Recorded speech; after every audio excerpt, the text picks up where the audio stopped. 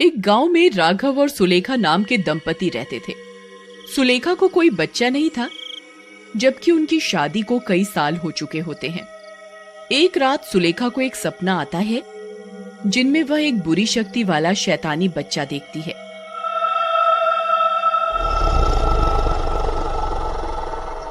माँ, मैं आपका अंश हूँ।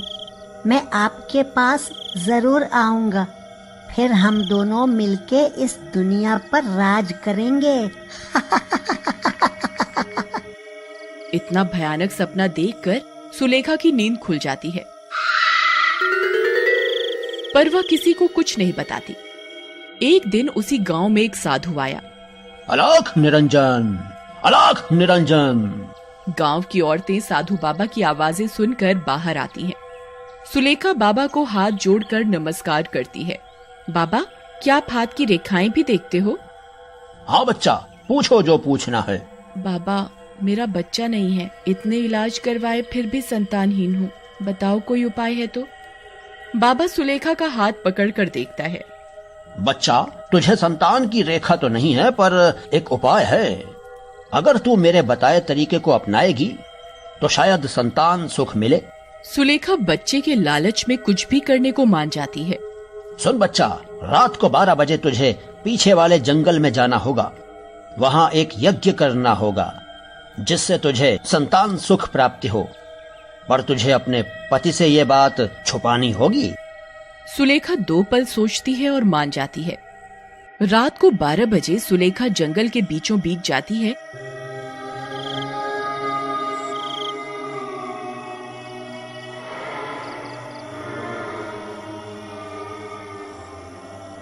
और बाबा वहां यज्ञ शुरू करता है।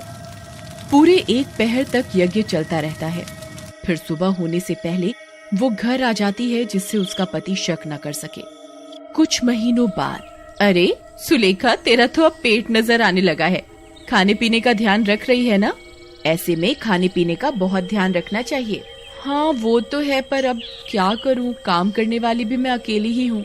अरे अपनी सासू माँ को बुला ले कुछ महीनों के लिए, वो आ जाएगी तो तुझे कुछ मदद हो जाएगी। हाँ बहन, तुम सही कहती हो। मैं राघव को बोलती हूँ आज रात को जब राघव घर आता है।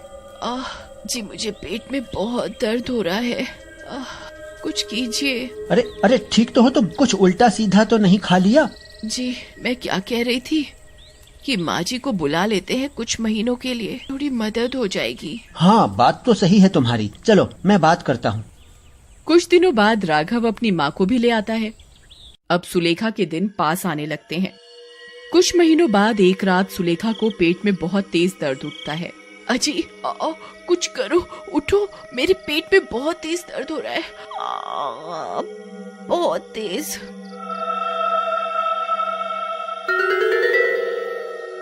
सुलेखा की चीख सुनकर राघव की माँ कमरे में आ जाती है। अरे बहू, क्या हुआ, ठीक तो हो?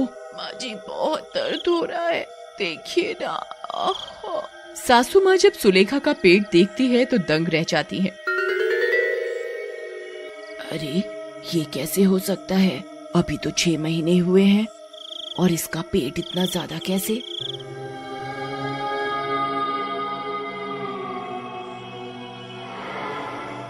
माँ राघव को सुलेखा को हॉस्पिटल ले चलने को बोलती है। सुलेखा का दर्द इतना बढ़ जाता है कि डॉक्टर उसकी डिलीवरी करवाने लगती है सर्जरी के द्वारा। पर ये क्या, सुलेखा के द्वारा जन्मा बच्चा देखकर नर्स हैरान रह जाती है। बचाओ बचाओ। नर्स इतने में किसी को बुला पाती कि वो शैतानी बच्चा नर्स का गला दबाकर उसे मार देता है।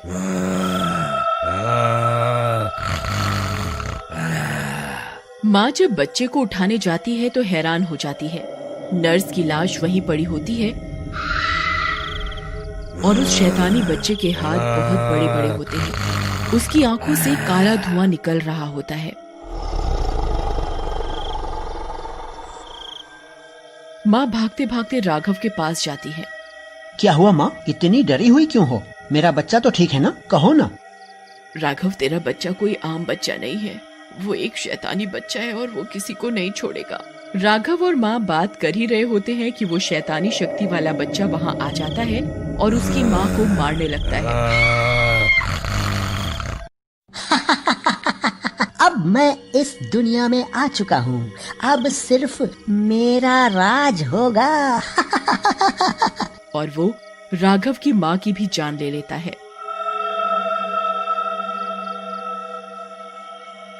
ये तुमने क्या किया?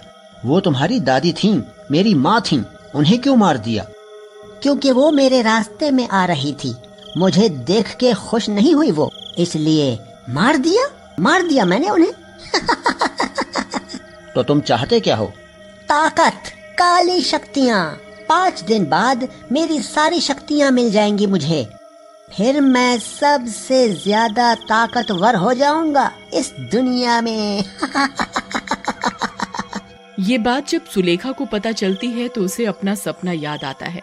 सुलेखा, इस दुनिया को बचाने के लिए हमें इस शैतानी बच्चे को खत्म करना होगा। नहीं, वो जैसा भी है मेरा बच्चा है, मैं उसे नहीं मारूंगी। वे दोनों आपस में लड़ रहे होते हैं, तभी वहाँ वो शैतानी बच्चा आ जाता है। माँ, तुम इनकी बातों में नहीं आना, ये सब मुझे मारना चाहते हैं। बस तुम ही मुझे प्यार करती हो, मैं तुमसे प्यार करता हूँ। इनकी बात मत सुनो, ये तुम्हें भी मार देंगे। सुलेखा ममता से बंधी हुई होती है, वह उस बच्चे को मारने के लिए राजी नहीं होती। सब घर आ जाते हैं और वे सब रात को सोने जाते हैं। मुझे कुछ तो करना होगा, ये शैतान की शक्ति है, ये किसी का सगा नहीं हो सकता। सुबह मैं इसे धोखे से पुरानी हवेली लेके जाऊंगा और वहाँ इस शैतान को मार दूंगा। अगली सुबह। अरे सुलेखा, सुनो, चलो बच्चे को लेके पुरानी हवेली चलें। वहाँ मंदिर है, वहाँ इसका नामकरण कर देंगे और आशीर्वाद भी दिलवा देंगे। पर जैसे ही वह उस शैतानी बच्चे को उठाने जाता है तो वह दंग रह जाता है, क्योंकि शैतानी बच्चा रातों रात 5 साल का हो जाता है और उसे कुछ शक्तियाँ भी प्राप्त हो जाती हैं। नहीं, ऐसा नहीं हो सकता, ये कैसे मुमकिन है? मैं एक शैतानी शक्ति का अंश हूँ, मेरे लिए कुछ भी नामुमकिन नहीं।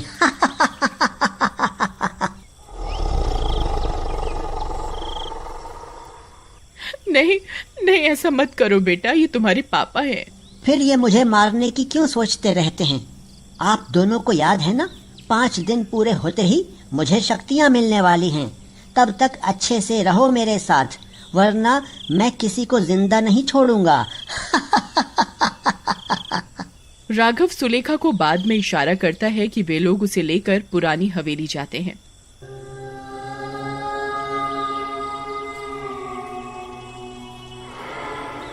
वहाँ राघव ने पहले ही एक सिद्ध पंडित को बुला रखा होता है। देखो, आपको जो करना है करो, पर मेरे बच्चे को कुछ नहीं होना चाहिए। तुम चिंता नहीं करो, मैंने बात कर ली है। इस पूजा से जैसे ही इष्ट देवता की चमकती नजर इस शैतान पर पड़ेगी तो इसकी बुरी शक्तियाँ खत्म हो जाएंगी। तुम बस इसे यहाँ देवता की मूर्ति के सामने ले आओ। सुलेखा उसे एक जड़ी बूटी सुंघाकर बेहोश कर देती है और मूर्ति के सामने लाती है। अब आप लोग मेरे साथ साथ इन मंत्रों का उच्चारण कीजिए। इसके होश में आने से पहले हमें सारे नियम करने होंगे। विधि नियम शुरू होता है और करीब 1 घंटे तक मंत्र का उच्चारण चलता है। तभी इष्ट देवता की आंखों से पवित्र शक्ति निकलती है जो उस शैतानी बच्चे पर पड़ती है।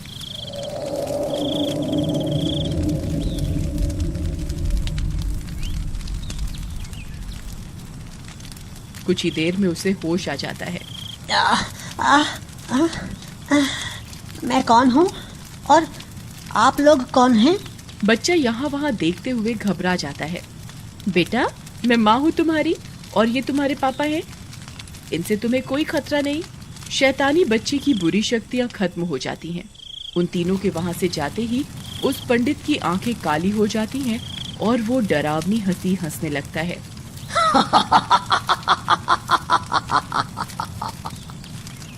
जैसे ही वह अपनी आंखों से खंबे की तरफ देखता है, वो खंबा चकनाचूर हो जाता है।